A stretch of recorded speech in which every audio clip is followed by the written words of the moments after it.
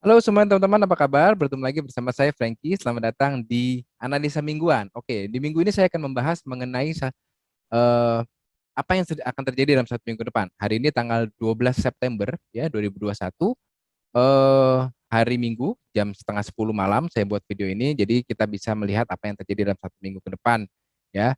Di satu minggu kemarin ya saya langsung share screen aja supaya teman-teman tidak bosan melihat muka saya sebentar. Oke, saya share screen dulu. Kita akan bahas dulu di minggu kemarin ya. Di minggu kemarin, last week, kita lihat last week. Oops, this week. Ya, tanggal 12 sampai 18 ya. Last week tanggal 5 sampai tanggal 11 ya. Apa yang akan kita bahas. Di minggu kemarin ada RBA rate statement di mana RBA, ECB, dan Bank of Canada semuanya mengumumkan suku bunganya dan semuanya tiga-tiganya mengumumkan tidak ada perubahan suku bunga ya. Yang ditunggu-tunggu sebenarnya lebih ke ECB. ECB melakukan apa dalam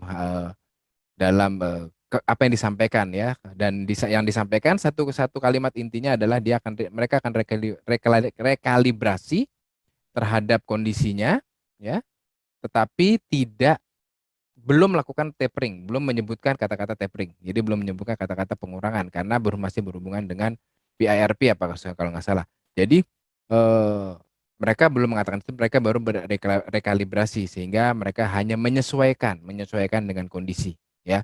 Jadi memang itu agak sedikit dovish, tetapi memang agak sedikit kurang meyakinkan lah dari si Cynthia Christine Lagarde ini ya. Sorry. Oke, kemudian ada beberapa data ya, employment rate, employment change dan unemployment rate-nya Kanada cukup oke, USD PPI juga cukup oke, sehingga kemarin yang teman-teman yang trading USD Kanada memang agak sedikit bolak-balik ya kalau nggak salah harganya, ya. Kemudian GBP ada monetary policy report hearing, sini silakan dibaca-baca aja, tinggal dibuka ini, kemudian teman-teman silakan baca apa yang dibahas oleh mereka, ya. Oke.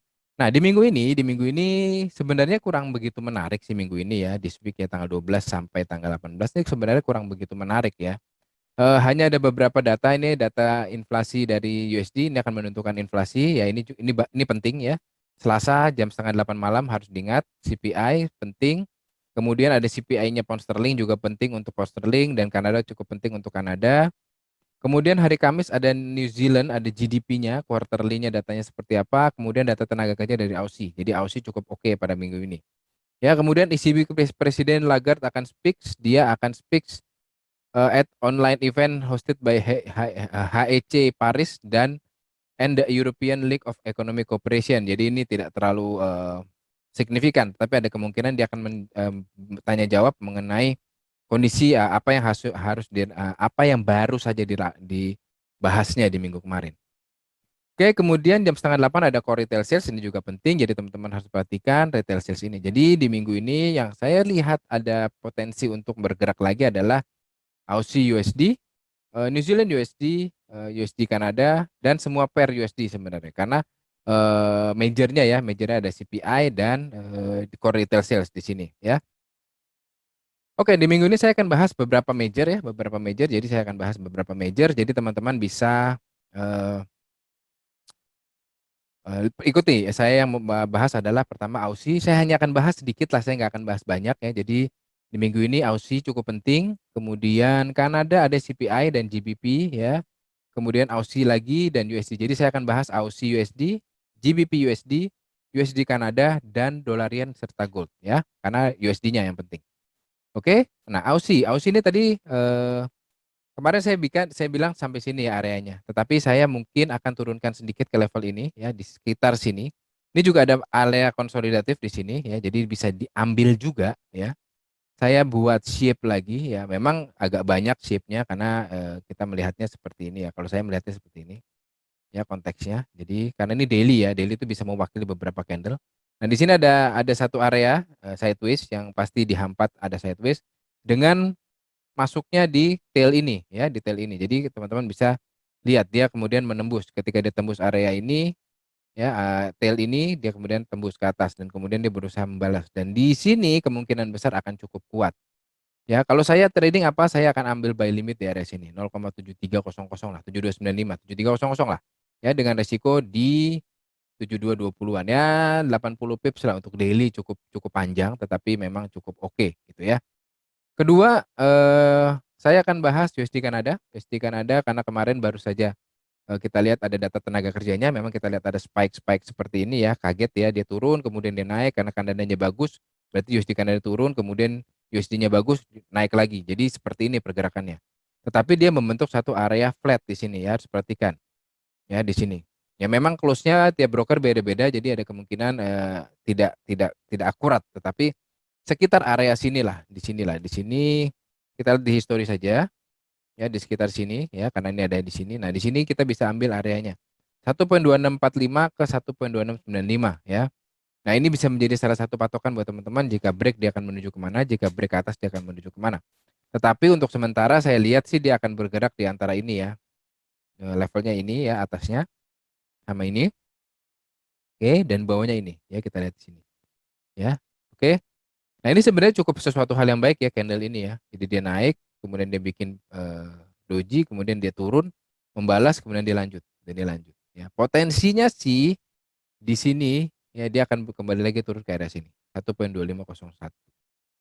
2500 lah di sini. Ya, jadi saya prediksinya dia akan berusaha menembus ke sini.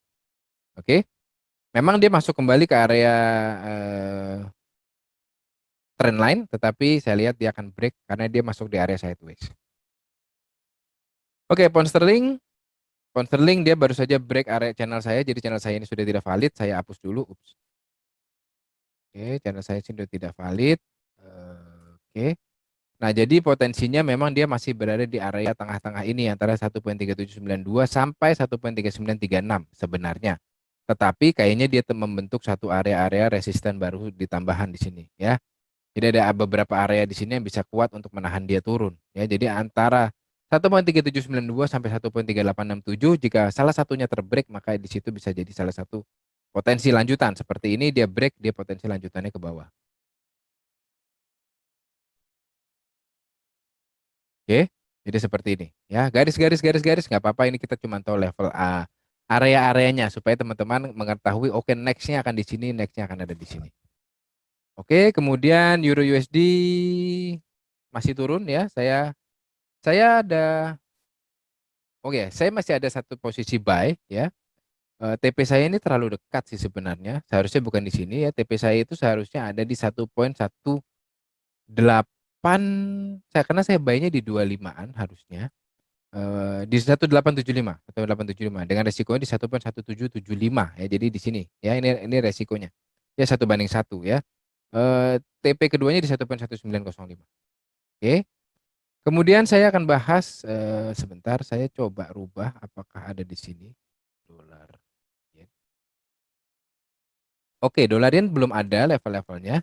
Jadi saya akan coba buat ya karena ini adalah tengah minggu, jadi saya hanya akan ambil dari weekly. Oke, weekly. Agak susah weekly ini diambilnya ya, tapi saya nggak apa-apa, saya coba ambil di sini. Oke, di sini oke karena ada di ini ya. Ini banyak ya. Beberapa level yang bisa diambil di masa lalu kita ambil di masa depan buat ke prediksi ke depannya seperti apa. Kemudian ada level ini saya ambilnya ya, ada level ini, kemudian ada level ini ya cukup oke lah. Di sini juga cukup menahan. Jadi area ini akan menjadi area resisten atau support ya. Kemudian kita ambil daily. Daily dia sedang flat di area yang saya gambarkan itu ya. Jadi memang potensi next breaknya ada di daerah sini ya, kita ambil di sinilah kurang lebih ya, 1, 2, 3 ya, 4 ya. Kemudian batas bawahnya di sekitar sini. Oke, 1, 2, 3, 4 ya, 5 ya. Jadi ini cukup cukup kuat ya. Ini akan menjadi buffering. Jadi bumper kalau teman-teman yang suka eh, bermain dengan peredam. Nah, peredam ini adalah peredamnya. Jadi ada kemungkinan ketika di sini kita sell, ketika di sini kita buy. Itu sih analisa saya. Ya. Untuk CPI-nya tadi kalau teman-teman perhatikan CPI-nya prediksinya adalah jelek dan jelek dari sisi core retail sales, maka ada kemungkinan dolar yen akan turun ke 1.109.18. Tetapi di beberapa hari ke depan akan sideways dulu. Oke, dan yang terakhir adalah gold. Gold level saya terlalu banyak. Kalau teman-teman yang nggak suka dengan level pasti akan bilang, lah banyak banget tuh. Apaan tuh? Analisa apaan tuh garis-garis semua. Jadi saya hapus saja supaya teman-teman nggak marah, nggak kesel sama saya karena garis saya terlalu banyak. Oke, jadi saya hanya akan ambil level yang ini ya. Jadi yang ini saya hapus ya. Satu. Oke, ini jangan ini. Ups, mohon maaf. Oke.